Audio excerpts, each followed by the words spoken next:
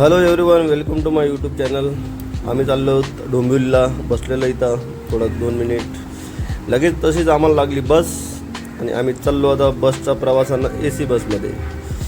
माझ्यासोबत माझे 2 भाऊ आहेत आणि त्यांच्यासोबत आम्ही थोडा गप्पा मारत बसमध्ये थोडं डिस्कशन करत करत आम्ही निघालो डोंबिवलीच्या मार्गाने. आणि डोंबिवलीला जाता जाता माझा भाऊ थोडा जास्तच क्वेश्चन विचारत होता मला, काय कसं कुठं काय. एवढं काय आम्हाला सांगता नाही आलं, पण जेवढं सांगितलं त्याला म्हटलं बघून घे. असं करत करत आम्ही सरळ स्टेशनला पोहोचून गेलो. आणि स्टेशनला पोहोचता आम्ही तिथं 10-15 मिनटं फिरत फिरत मार्केटमध्ये जाऊन लगेच स्टेशनकडे वळलो. आणि तसेच इथं आमचे भाऊ आमचे भाऊ लगेच काहीतरी बोलायचे आणि काहीतरी आम्हाला सांगायचा प्रयत्न करायचे, पण आम्हाला काही दिसायचं नाही एवढ्या मोठ्या गोष्टी. पण एक गोष्ट अशी आहे की माझ्या भावाला इथे फिरवताना मला एकदम आनंद झाला, कारण की खूप दिवसानंतर आलेले माझे मित्र गावाकडून आलेत आणि त्यांना CST वगैरे फिरायचं होतं. त्यामुळं आम्ही गेलो फिरत इकडे तिकडे गावाच्या गोष्टी गप्पा गोष्टी करत निघालो. आता इकडून स्टेशनला जाऊन लगेच आम्ही पकडणार CSTची ट्रेन. आणि तेवढ्यातच हा अभि बोलला, अरे यार स्टेशन तर काही मिळालं नाही, पण तू कुठे घेऊन चालला. त्याला म्हटलं चाल तू, समोर आहे स्टेशन समोर. तेवढ्यात स्टेशन आलं आणि स्टेशन जसे आले तसे आम्ही लगेच मार्गावर निघलो. Platform number 4. प्लॅटफॉर्म नंबर 4 वरून फिरत इकडे तिकडे गप्पा गोष्टी करत लगेच पोचलो स्टेशनला. स्टेशनवरून जसं निघलो तसं घाटकोपरला उतरलो लगेच. आणि घाटकोपरला हे अंकल आपले थोडे बसले होते नाराजमध्ये, त्यांचं थोडंसं बोललो त्यांच्याशी. आणि तिथून थोडं 10-15 मिनटं आम्हाला तिथं वेळ लागला, कारण की ट्रेन जरा लेट होती. 5 मिनिट लेट झाला आम्हाला. आणि लेट झाल्यानंतर तसेच आली आपले घाटकोपरला एवढी गर्दी बघा. मुंबईची लोकल कशी गर्दी आहे चेक करा. या गर्दीमध्ये बसून कंटाळून गेलो. आणि गर्दीतनी एवढी गर्दी, हे बघा गर्दी मुंबई यायची होते, मुंबईला फिरायचं होतं ना. बघा मुंबई फिरणं, मुंबई फिरता आमचे प्रवीण पाटील पण थोडे बोर मारत होते मधात. अरे काय एवढा गर्दीत नाही जोडू शकत बोलले, पण नाही जाणार म्हणजे जाणार भाऊ. आमचे भाऊ बसलेत, मग लगेच गर्दी करून लगेच अंदर एंट्री केलीत. आणि 1-1.5 घंट्याचा उभ्याने प्रवास करून आम्ही निघालो घाटकोपरला. अजून ट्रेन निघायची आहे, बस निघतच आहे, निघणार आणि आम्ही पोहोचणार.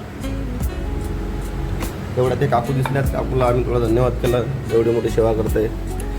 आणि तसेच आपलं हे जे स्टेशन आहे, या स्टेशनवरनं हे जे अंकल होते बसले साईडले उभे होते, त्यांना थोडं सांगितलं थोडं साईडले व्हा, पण नाही होत नव्हते. तरी पण आम्ही तिथे ॲडजस्ट करून जागा केलीत. आमचे अभिभाऊ लगेच आम्हाला काही ना काही त्यांचं चालूच राहतात. पण प्रवीण भाऊ थोडेसे सायलेंट होते. प्रवीण भाऊ बोलले किती टाईम लागणार. तेवढ्यात प्रवीण भाऊला थोडासा पाण्याचा खूप त्रास झाला, गरमी होती, पाणी खूप त्यांना थंड आवश्यकता होती. त्यांना थंड पाणी दिले आणि आम्ही जस्ट आलो. लगेच आम्ही पोहोचणार थोडं 10-15 मिनटातनी स्टेशनला.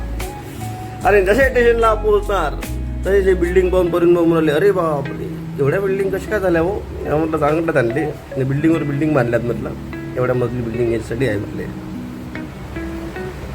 प्रवीण भाऊ म्हणे आपल्या गावाकडे 3-4 मजलीच आहेत म्हणे. म्हणले हो आहे. मग तसेच आता पोचलो आम्ही CSTला.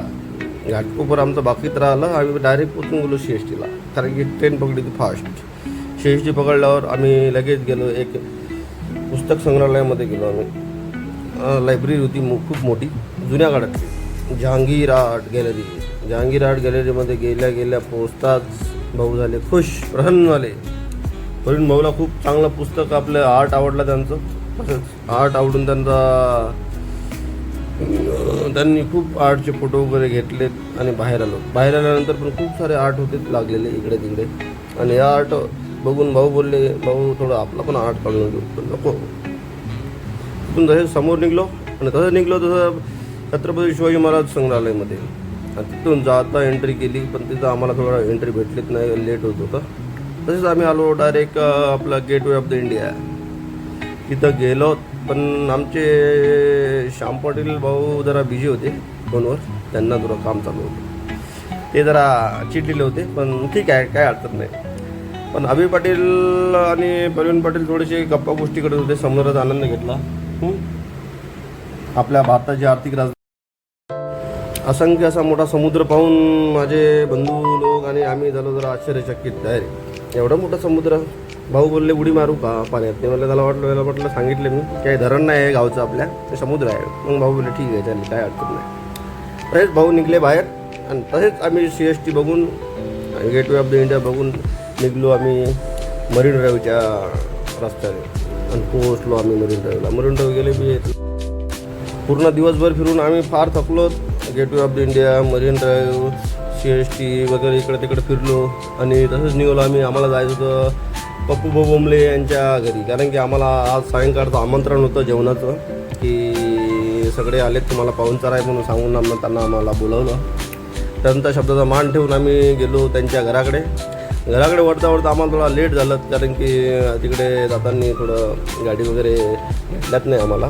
पण ओला वगैरे केला आम्ही, नंतर ओला वगैरे केला आणि जसे ओला केला गाडी आली आणि बसलो ओलामध्ये. आणि ओलामध्ये केला तर आम्ही गेलो CST स्टेशनला गेलो आणि तिथून लगेच आमचे प्रवीण भाऊ बोलले, भाऊ इथं कॅश तर नाही आहे, ऑनलाईन पेमेंट होणार नाही. तर ड्रायव्हर साहेबांना थोडी रिक्वेस्ट केली अभि पाटलांनी आणि त्यांना थोडेसे कॅश आणून दिले बाहेरून.